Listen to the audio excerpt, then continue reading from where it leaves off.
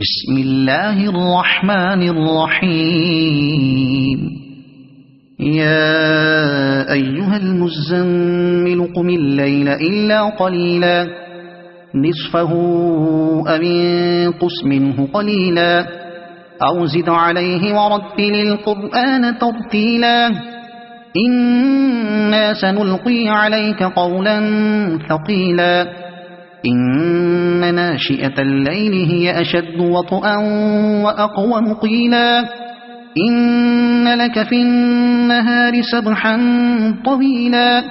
واذكر اسم ربك وتبتل إليه تبتيلا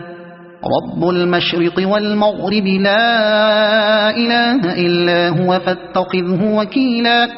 واصبر على ما يقولون واهجرهم هجرا جميلا وذرني والمكذبين أولي النعمة ومهلهم قليلا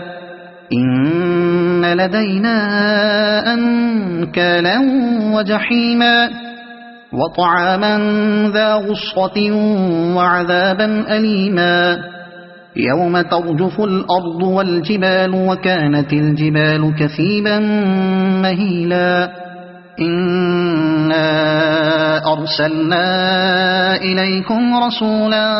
شاهدا عليكم كما أرسلنا إلى فرعون رسولا فعصى فرعون الرسول فأخذناه أخذا وبيلا فكيف تتقون إن كفرتم يوما